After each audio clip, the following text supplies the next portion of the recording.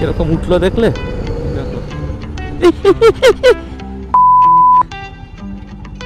যেটা ভয় পাচ্ছিলাম সেটাই, ফারাক্কা ঢোকার আগে জ্যামে ফাঁসলাম। এ তো বাইকও বেরোবে না।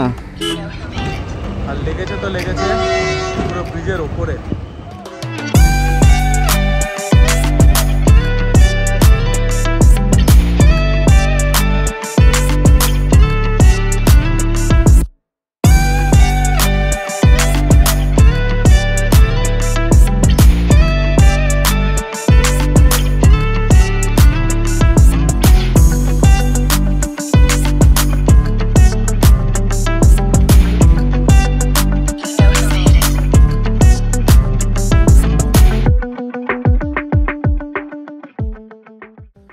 হ্যালো এভরিওয়ান, আশা করি সবাই ভালো আছো। তো অনেক দিন কোথাও ঘুরতে যাওয়া হয়নি শিমলিপাল থেকে ফেরত আসার পরে, তাই ভাবলাম একটা ব্লগ করা যাক। তো অ্যাকচুয়ালি আমার মাসির ছেলে, ও কাজের জন্য নর্থ বেঙ্গলে আছে এই মুমেন্টে, আর ও সিকিম যাবে। তো আমি ভাবলাম, আমি তো গ্যাট অ্যাবাউট মানে বাউন্ডুলে, তো আমিও একটা প্ল্যান বানিয়ে ফেলি ওর সাথে, আর সিকিমটা আরেকবার কভার করে আসি। তো আমাদের শিলিগুড়িতে দেখা হবে, আর তারপরে আমরা ওখান থেকে বেরোবো সিকিমের জন্য। তো রথ দেখা আর কলা বেচা দুটোই হবে, বিকজ সিকিমে ওর কাজ আছে, ও কাজ করবে আর আমি সিকিম ঘুরবো। আর কোথায় কোথায় যাচ্ছি তোমাদের সবটা ডিটেল দেখাবো। এর সব ভিডিওর সাউন্ড খারাপ এসছে, তাই বউ এই ডিজে অ্যাকশন 4 দিয়ে বলেছে এবার থেকে যেন সব ভিডিও এটাতে শ্যুট করি। এবার পুরোটাই এটাতে শ্যুট হবে, তো সাথে থাকো জার্নিটাতে। বিকজ এবার হয়তো ভিডিও কোয়ালিটি একটু অন্য ধরনের হবে। অন্যান্যবার আমি পুরোটাই ফোনে করি, বাট এবার তো ফোনে করছি না। একটু টেনশনে আছি বিকজ ক্যামেরার সেটিংসটা পুরোটা এখনও দেখিনি, এটা ফার্স্ট টাইম ইউজ করছি। তো দেখা যাক কি হয়। প্যাকিং তো সব হয়ে গেছে। টাইম হচ্ছে এক্স্যাক্টলি 4:05। আমার লোকেশন মানে আমার বাড়ি ব্যারাকপুর থেকে 547 কিলোমিটার শিলিগুড়ি, আর 11 ঘন্টা 39 মিনিট দেখাচ্ছে। তো চলো বেরোনো যাক, আর দেখা হচ্ছে রাস্তায় মোটো ব্লগিং সেট আপে। তো চলে এলাম মোটো ব্লগিং সেট আপে, আর লোকজন অলরেডি হাঁটতে বেরিয়ে পড়েছে মর্নিং ওয়াকে। তো এখন যাব তেল ভরাবো, আর তেল নিয়ে উঠবো হাইওয়েতে। চলে এসেছি পাম্পে, ফুল হয়ে গেছে 1122, 10 লিটার 0.77, ওই অলমোস্ট 11 লিটার, মানে 4 লিটারের ওপর তেল ছিল ভিতরে। তো বেরোলাম পাম্প থেকে, চলে এসেছি ব্যারাকপুর কল্যাণী হাইওয়ের মোড়, এটাকে ওয়্যারলেস মোড় বলে।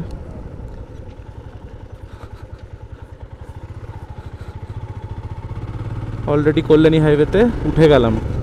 তো আমরা এখান থেকে কাঁচরাপাড়া যাব, কাঁচরাপাড়া থেকে রাইট সাইড ঘুরবো, কাপা মোড় বলে ওটাকে, দিয়ে বড়জাগুলি মোড় থেকে আবার লেফট ঘুরে ওইখান থেকে NH34 ওটাই ধরবো। এই রাস্তা তো অ্যাকচুয়ালি পুরোটাই জানা, বিকজ এটা আমাদের রোজকারই যাতায়াতের রাস্তা। তো এটা সামনে জানি কি আছে না আছে।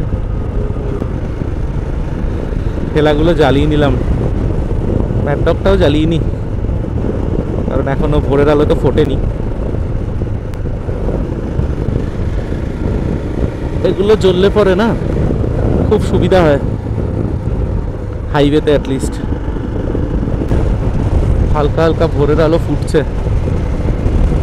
আর এদিকে একটু আগে চাঁদটা দেখা যাচ্ছিল, এই দেখো ওদিকে দেখা যাচ্ছে, জানি না কতটা দেখতে পাবে, ওই সাইডে ওই লেফটে।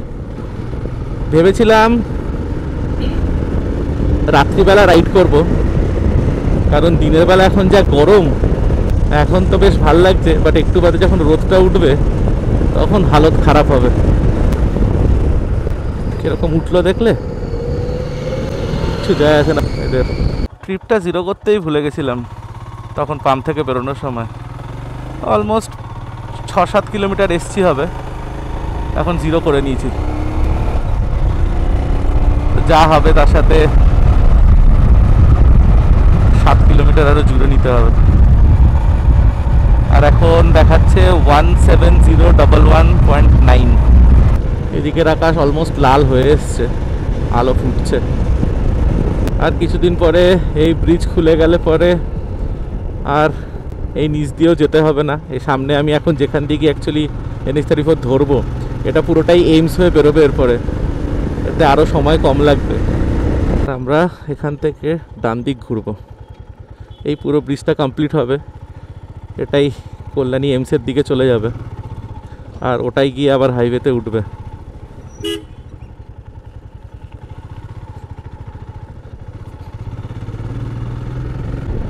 চলে এসছি বড়জাগুলির মোড়, আর এখান থেকে আমরা যাব বাদিক। আর পুরোই আলো ফুটে গেছে, টাইম হচ্ছে 5টা। আর আজকে অ্যাকচুয়ালি কিন্তু অনেক জায়গায় বৃষ্টিও হয়েছে এই সাইডে।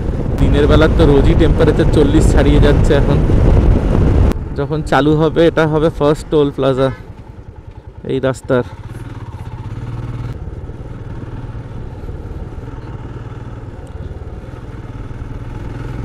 ও কি রাস্তা বানিয়েছে, চালিয়ে আলাদা স্যাটিসফ্যাকশন। প্রবলেম একটাই, কুকুরগুলো মাঝের মধ্যেই দৌড় মারে, এমন নিজেরাও মরবে অন্যদেরও মারবে। দেখো সরবে না। ওই দেখো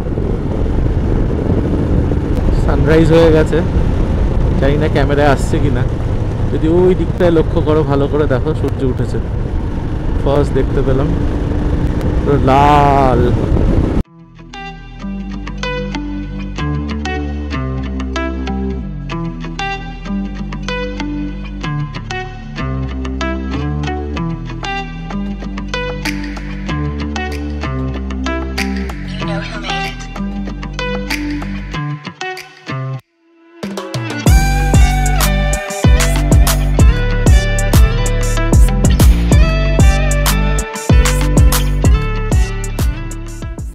ফার্স্ট ডাইভারশন পেলাম।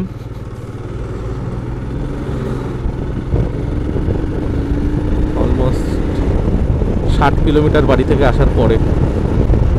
সব শিলিগুড়ি কলকাতার ভলভো আসছে। সামনে এটা চূর্ণী নদীর ব্রিজ, এই নিচে চূর্ণী নদীটা যায়, এই যে এটা।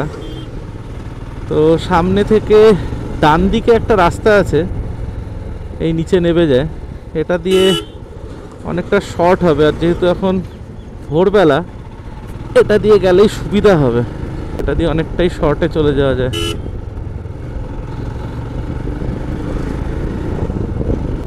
এই সামনে থেকে বাদিক ঘুরে একদম স্ট্রেট, এটা একদম আমাদের নিয়ে গিয়ে কৃষ্ণনগরে তুলবে। এটা একটু দিন হয়ে গেল, এটা দিয়ে গিয়ে কোনো লাভ হতো না, তার থেকে ওদিক দিয়ে যাওয়াই বুদ্ধিমানের।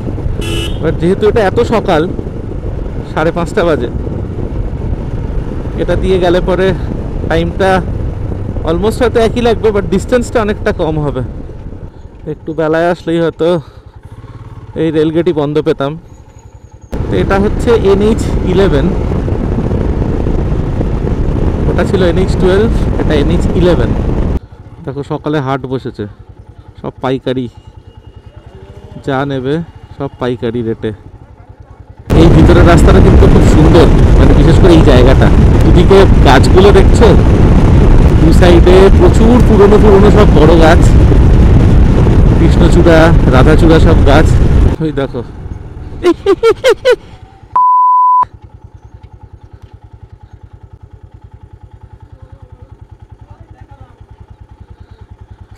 বহুত কেটে গেছে রে বেচারার, পুরো হাতের তলাটা কেটে গেছে, পুরো হাতের তলাটা কেটে গেছে।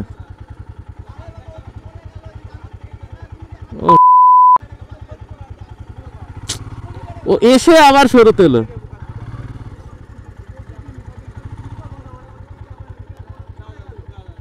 মানে ও রিটার্ন আসবে ও বোঝেনি, ও যে রিটার্ন আসবে তুমিও বোঝোনি, সেটা আমি দেখেছি। আহারে বেচারার খুব লেগেছে, খুব লেগেছে। কতক্ষণে ঠিক হবে কে জানে।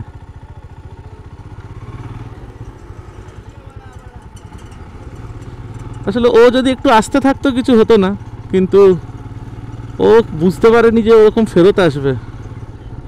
খুব জোর লেগেছে আহারে প্রাণীটার। মনটা খারাপ হয়ে গেল সকাল সকাল। এই অবলা জীবগুলোর কিছু হলে না খুব কষ্ট হয়। আর ও তো কোথাও চিকিৎসাও করাতে পারবে না। আমি দেখতে পেলাম ওর ডান হাতের বগলের তলাটা পুরো কেটে গেছে। আর কতগুলো রেল লাইন এখানে, রেলওয়ে ক্রসিং, এটা নিয়ে 7 নম্বর না 6 নম্বর ভুলেও গেছি, কি আর করা যাবে। বজরংবলীও নিজেই নিজেকে ঠিক করবে। চলে এসেছি আমরা আবার হাইওয়েতে ফেরত। আমরা এখান থেকে যাব ডান দিক, বহরমপুর 90, বেথুয়াডরি 30।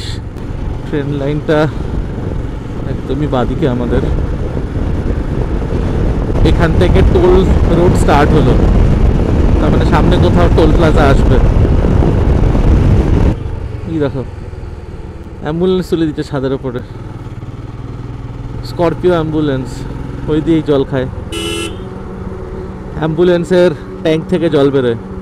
পুকুরটাকে দেখছে ক্রস করছে, ও ব্রেক মারতে পারলো না, ওকে ধাক্কা মারলো। বেচারা মরেনি এই অনেক। ব্রেক মারতে কষ্ট হয় নাকি? দেখছো ক্রস করছে, আগে থেকে একটু ব্রেক মেরে দিলে লাগতো না।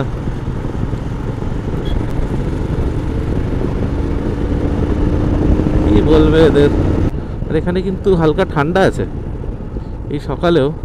এটা মনে হয় গতকালে বৃষ্টিটা হয়েছে তার জন্য, এই সাইডে বৃষ্টিটা হয়েছে গতকাল। রাস্তা এখনো ভিতরে ভেজা, এই দেখো এই জলগুলো বৃষ্টিরই জল। তো এখানে দাঁড়ানো যাক। তো দাঁড়ালাম ফার্স্ট হল্টে, আর নিলাম চা, আর সাথে এটা হচ্ছে নোনতা বিস্কিট। অ্যাকচুয়ালি বিস্কিট না, নিমকি। তো হলো ফার্স্ট চা ব্রেক, আর এখানে হলো 15 টাকা। আর যেরকম বললাম এখানে কালকে রাত্রিবেলা মাঝরাতের পরে ভালোই বৃষ্টি হচ্ছে, ওর জন্য এদিকটা একটুখানি ঠান্ডা আবহাওয়া। টাইম হচ্ছে 6টা 40, আর এখন যা দেখাচ্ছে মিটারে তাতে 108 কিলোমিটার, 107.9। বেরোলাম এখান থেকে।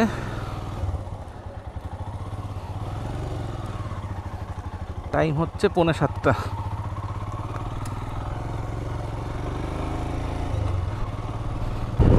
একটাই পাচোয়া, রোদ তো এখন এতটা উঠে গেছে মাথার উপরে, বাট এটা পিছন দিকে, মুখে রোদের আলোটা পড়ছে না। এক সময় পুরো NH34 এরকমই ছিল, আর যা জ্যাম হতো। কিছু কিছু বাজে অভিজ্ঞতা আছে আমার, বাবারে বাবা।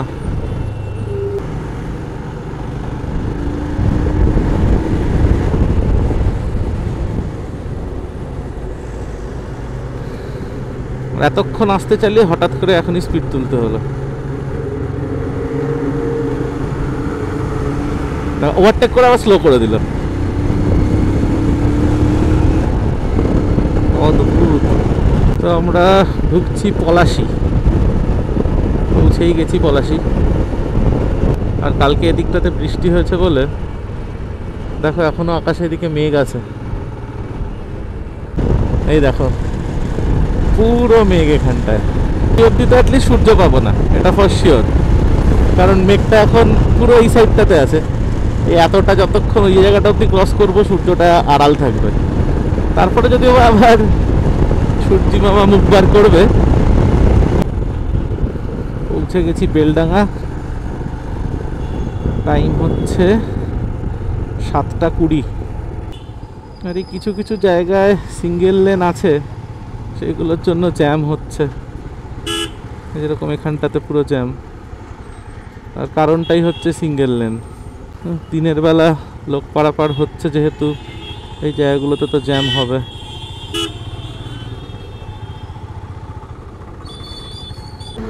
চলে এসেছি বহরমপুর, আর আমরা বহরমপুর বাইপাসের দিকে ঢুকে গেলাম।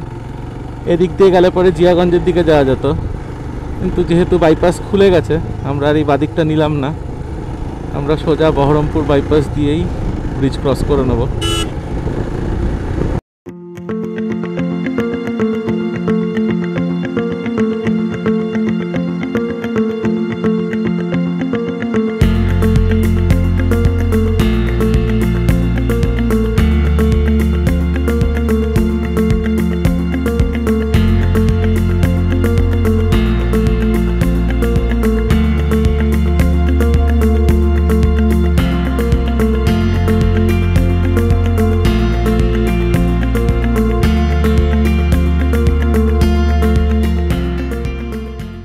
টাইম হচ্ছে 8:16, পৌঁছলাম মোরগ্রাম।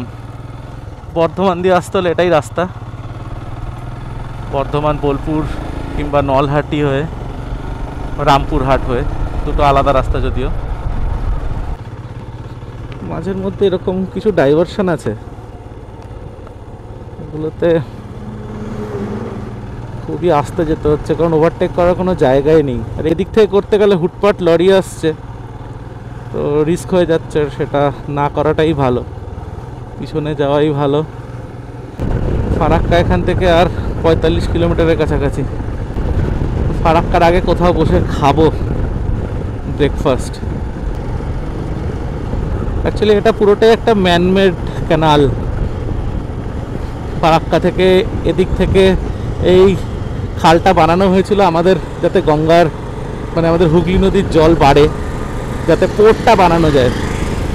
আমাদের যে খিদিরপুর ডকটা আছে, চলে এলাম বহরমপুর ফারাক্কা টোলগেটে। এখানে একটুখানি কিছু খেয়ে নিই, বল্ললপুর ছাওয়ায় রাখি বাইকটা, এদিকে ছাওয়া আছে। বাইকটাকে এখানেই পার্ক করলাম, আর ভিতরে দেখি কি আছে খাবার। জলটা খেয়ে শান্তি হলো। সকাল থেকে এক ফোঁটাও জল খাইনি বাড়ি থেকে বেরোনোর পর থেকে। হচ্ছে বাইরের রোদ এখন তো মাথার উপরে। জাস্ট 9:22 বাজে, তাতেই রোদে এই অবস্থা। খাবার অর্ডার করেছি রুটি, আর সাথে বললো তরকা আর ভাজা কি আছে। ভাবলাম যেটা হয় তাড়াতাড়ি আর যেটা সুবিধা হয় সেটাই দাও। এটা হচ্ছে ব্রেকফাস্ট, রুটি আছে দুটো, আর এটা মনে হয় পটল আলু এসব দিয়ে কিছু একটা সবজি আছে, ভালো, খারাপ না। সো হয়ে গেল এখানে ব্রেকফাস্ট, আর এখানে বিল হলো 60 টাকা। দুটো রুটি আর একটা সবজি ছিল, আর তার সাথে একটা জলের বোতল। তো বেরোলাম এখান থেকে বল্লালপুর ফুড সেন্টার। তো আবার যেখানে লাঞ্চ করবো সেখানে দাঁড়াবো, তার আগে আর কোথাও দাঁড়ানোর প্ল্যান নেই অ্যাজ সাচ। যেটা ভয় পাচ্ছিলাম সেটাই, ফারাক্কা ঢোকার আগে জ্যামে ফাঁসলাম। জানি না সাইড দিয়ে বেরোতে পারবো কিনা, না হলে পুরো দাঁড়িয়ে থাকতে হবে এখানে। হাজার রোদ, রোদের তেজেই মরে যাব। বাবারে, কোথায় ঢুকিয়েছে দেখো, যেতে পারবে না তাও এখানে ঢুকিয়েছে। পুরো জ্যাম সামনে, বেরোনো সম্ভব না মনে হচ্ছে। দেখি তাও চেষ্টা করে যদি যাওয়া যায় তো। ঠাকুর ঠাকুর করে বেরিয়ে গেছি।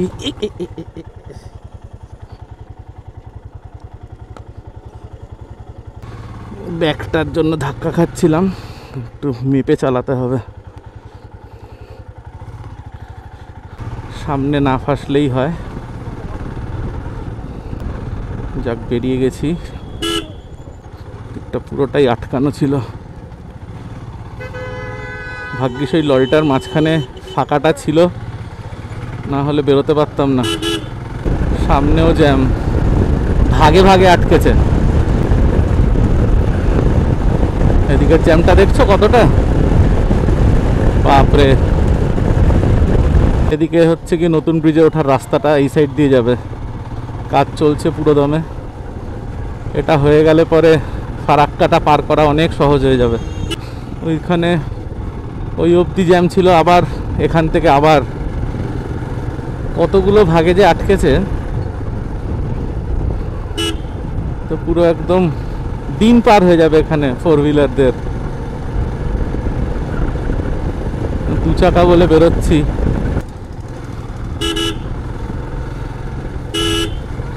বাবারে, তো বিশাল জ্যাম, সর্বনাশ। এ তো বাইকও বেরোবে না।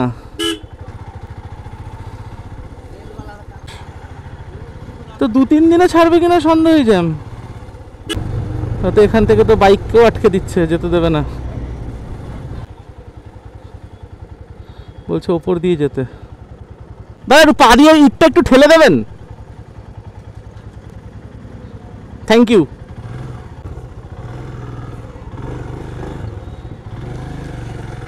এখানে তো বাইকও আটকে গেছে।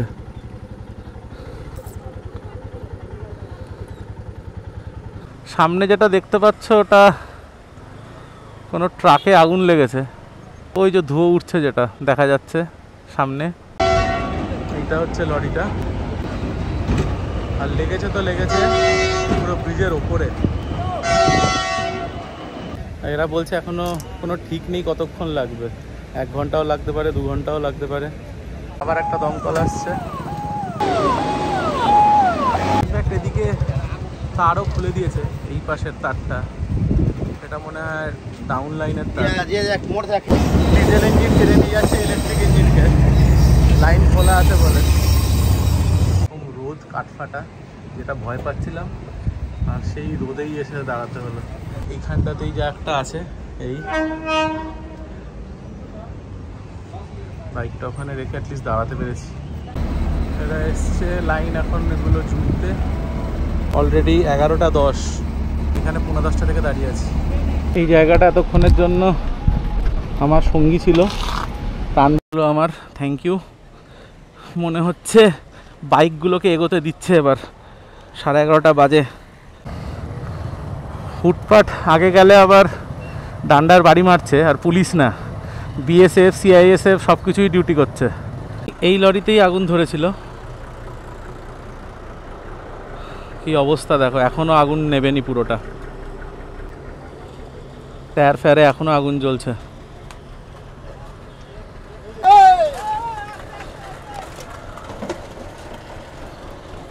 পা পুরো হরকাচ্ছে এখানে, তেল অ্যাকচুয়ালি পুরো পড়ে আছে এখানে। তাই বাসন ছিল, বাসন, ধূপকাঠি, এই জায়গা যা দেখতে পাচ্ছ ওগুলো সব ধূপকাঠিরই কাঠি, পুরো ধূপের গন্ধ ছাড়ছে এখানে।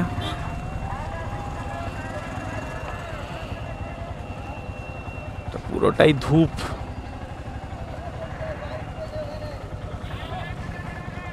এত জিনিসপত্র ছিল। 10:15 থেকে 12:15 যে যেখান দিয়ে পেরেছে ঢুকিয়েছে, অসম্ভব যাওয়া। সব এদিকে চলে এসছে, মানে পারলে রেল লাইনের ওপর দিয়ে চলে যায়। মনে থাকবে এই ফারাক্কা, দেখো কোথায় ঢুকিয়েছে, দেখো। ভগবান, বাঁচলাম। আজকে রাত পার হয়ে যাবে এই জ্যাম ক্লিয়ার হতে। এইখানে আলটিমেটলি জ্যাম শেষ হলো। অলমোস্ট ওখান থেকে 8-9 কিলোমিটার বাদে, 10 কিলোমিটারের কাছাকাছি হবে। সামনে এবার দাঁড়াবো একটু কোথাও জল খেতে, একটু মাথায় ঢালবো জল, আর পারছি না, এখানেই দাঁড়াই।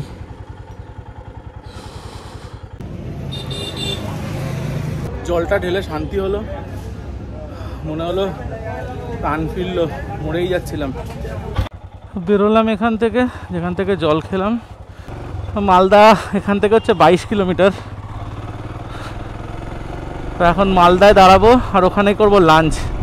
1টা বাজে এখান থেকে বেরোলাম, আর মুখে চোখে জল দিয়ে মনে হলো প্রাণ ফিরলো। বাদিকে যা দেখা যাচ্ছে সব আম গাছ, সব আম বাগান।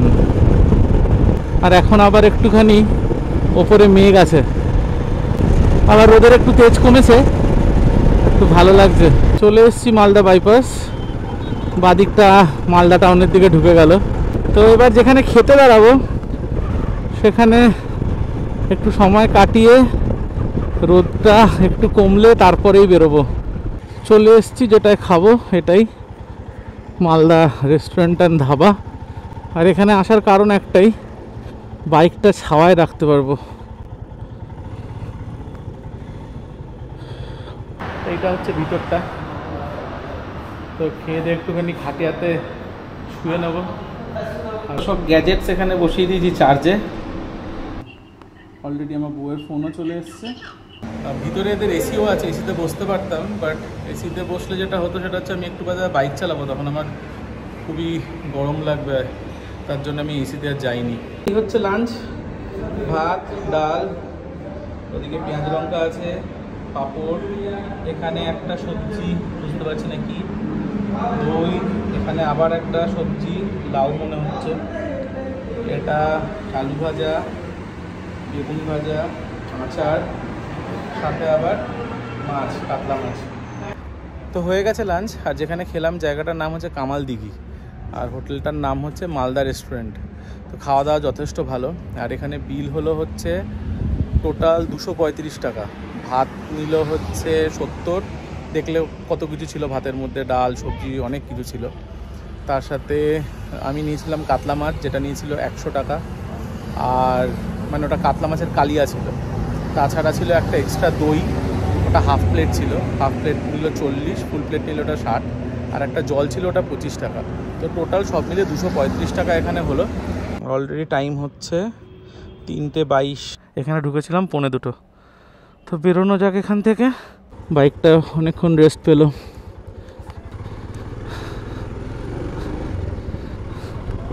আর এগুলো কি ট্র্যাক্টর কে জানে, অনেক কটা দেখলাম, জাম্বো ট্র্যাক্টর।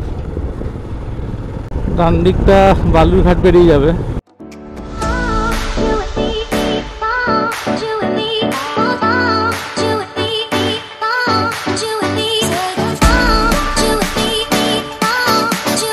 কিছু একটা ব্রিজ কনস্ট্রাকশন হচ্ছে, এখনো হয়নি, আমাদের নিচ দিয়েই যেতে হবে।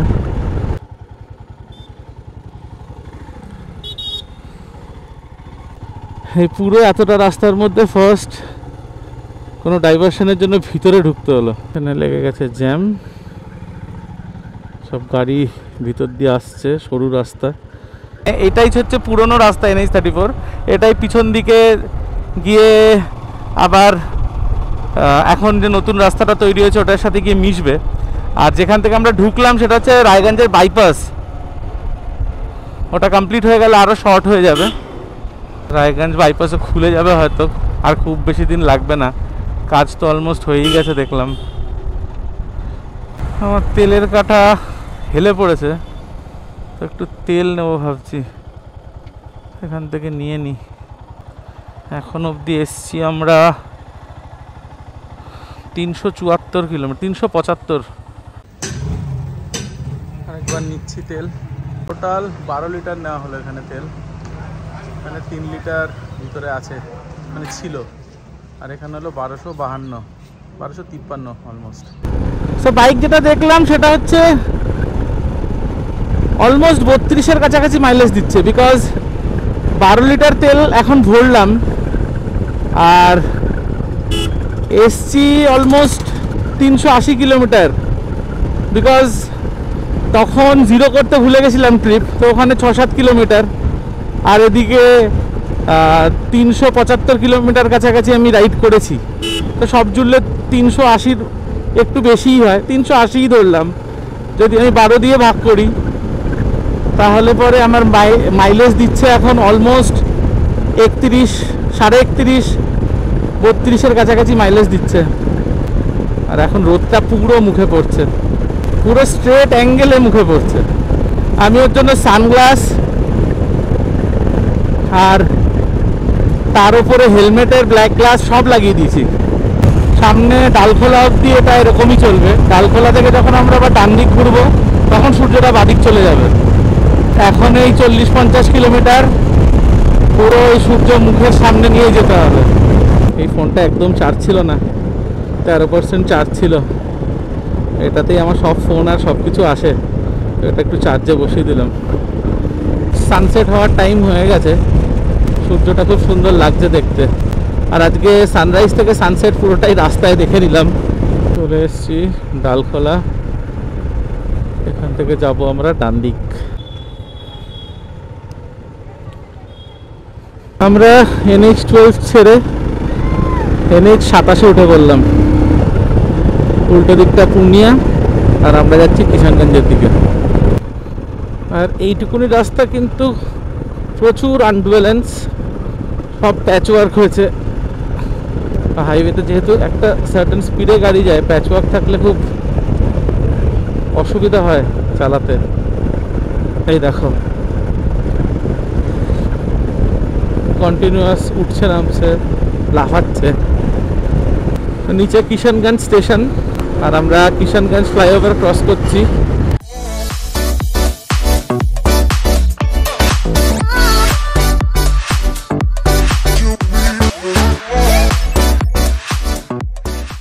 ইসলামপুর ঢোকার আগে রাস্তার কন্ডিশন কিন্তু খুবই খারাপ, খুব মানে খুব গর্তে ভর্তি, মাঝের মধ্যে এই বড় বড় গর্ত চলে আসছে সামনে, আন্ডুয়ারেন্স তো আছেই।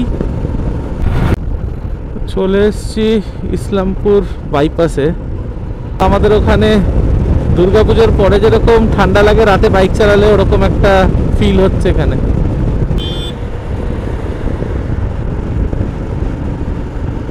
যেরকম ইচ্ছা একটা ওভারটেক করলেই হলো ঘরের ওপর দিয়ে। বড় বড় মলের এসি দরজা খোলা থাকলে পরে যেরকম সামনে দিয়ে গেলে যেরকম একটা ফিল হয়, ঠিক ওরকমই একটা ঠান্ডা হাওয়া আসছে মাঝের মধ্যে, আর পুরো মনে হচ্ছে যেন শীতকাল। এটা জলপাইগুড়ির দিকে চলে গেল এই ফ্লাইওভারটা। আমরা বাগডোগরার দিকে যাব। বাঁদিকে সব চা বাগান চালু হয়ে গেছে। বাদিকটা নকশালবাড়ি পেরিয়ে গেল নেপালের দিকে, পানি ট্যাঙ্কি। আর আমরা এখান থেকে যাব রাইট। আর এটা আবার হয়ে গেল NH10। চলে এসছি সিটি সেন্টার। আর সামনে থেকে আমরা ডান দিক যাব। অ্যাকচুয়ালি আমরা হিলকার্ট রোড দিয়ে ঢুকবো। হিলকার্ট রোড আর সেবক রোডের জাংশনে কোথাও একটা হোটেল নিয়েছে, যেটা বললো আমার ভাই। দেখা যাক। ও বললো অফিসের কাজের জন্য আসে, প্রায় নাকি ওখানেই থাকে। চলে এসছি হিলকার্ট রোডে। টাইম হচ্ছে 8:30, শিলিগুড়ি পৌঁছলাম। আর এখনও বাস স্ট্যান্ড থেকে বাস সব ছাড়েনি কলকাতার দিকে। জ্যাম তার মানে এখনও ক্লিয়ার হয়নি, হয়তো এদের কাছে কোনো ইনফরমেশান আছে, ওর জন্য আরও ডিলে করে ছাড়ছে। এটা হচ্ছে হংকং মার্কেটের এন্ট্রেন্স, আর এটা হচ্ছে সেবক রোড। এইটা নিমন্ত্রণ গেস্ট হাউস। এইখানেই ও রুম নেয় আসলে পরে অফিসের কাজে। একটা নিয়ে টেনশন ছিল যে বাইকটা যদি কোনো হোটেলে বাইরে থাকে তো এদের এখানে কলাপসেবল আছে, আর এই ভিতরটাতেই ঢুকিয়ে রেখেছি, তো এটা সেফ, এখানে অসুবিধা হবে না কোনো। এটা হচ্ছে রুম 101। ছোট বাট ভালো, টিভি আছে, এসি নেই। আর এটা হচ্ছে ওয়াশরুম। এটা পরিষ্কার পরিচ্ছন্ন, ভালো। অ্যাকচুয়ালি এই ধরনের গেস্ট হাউস হচ্ছে যারা রেগুলার বেসিসে আসে তাদের জন্য, অফিসের কাজকর্মের জন্য যারা এসে থাকে তারা একটু কম খরচায় সস্তায় খোঁজে, তো এইগুলো সেই ধরনেরই হোটেল। ওহ, চান করে মনে হলো বাঁচলাম, মানে প্রাণে প্রাণ ফিরলো, কী যে আরাম। আর মনে হচ্ছে এখন পুরো এসি চলছে ঘরের মধ্যে, কারণ জলটা এত ঠান্ডা ছিল। আর এখানে টেম্পারেচার এমনিও কলকাতার মতো না, তো চান করে বেরিয়ে এসে এত আরাম লাগছে। আমি জাস্ট এখন মনে হচ্ছে খাওয়ারও দরকার নেই, পড়বো আর ঘুমিয়ে পড়বো, বিকজ কালকে সারা রাত ঘুমোইনি। বাই দ্য ওয়ে, পরিচয় করানো হয়নি, ওই আমার মাস্তুতো ভাই, শক্তিকর ভালো নাম, ডাকনাম বাহো, তো চিনে রাখো ওকেও। এরপরে হয়তো আবারও কোনো বাউন্ডারি বানাতে আবার দেখতে পাবে ওকে। এটা হচ্ছে ডিনার, আর এর মধ্যে আছে একটা আলু ফুলকপির তরকারি, ফাইন রাইস, ডাল। অ্যাকচুয়ালি আমরা দুটো আনিয়েছি, আর 245 করে একটা লেগেছে। চাটনি করেছে দই আর ধনে পাতা দিয়ে, কি অসাধারণ চাটনিটা। আর তার সাথে এরকম 2 পিস চিকেন, মানে চিকেনগুলো দেখো সাইজ, একটা লেগ পিস, একটা ব্রেস্ট। জাস্ট নিচেই কোনো এক জায়গা থেকে এনেছে, কিন্তু এত ভালো। ডিনার তো হয়ে গেছে, আর এখন ঘুমানোর পালা। চোখ লেগে আসছে, জাস্ট চোখটা বন্ধ করলেই ঘুমিয়ে পড়বো, বিকজ কাল সারা রাত ঘুমোইনি। So good night. আর কালকে সকাল সকাল বেরোবো, আর কালকে যাব এখান থেকে ফার্স্ট হচ্ছে জোরথাং, আর তারপরে নামচি হয়ে পেলিংয়ের দিকে। তো আমরা পুরো ওয়েস্ট সিকিমটাই কভার করব, ও কাজ করবে আর আমি ঘুরবো। তো কালকে তোমাদের সাথে দেখা হচ্ছে, আর আজকের জন্য গুড নাইট। আমি বাউন্ডুলে ঘুরি, যে আমাকে বাসবে ভালো, তার আকাশেই উড়ি।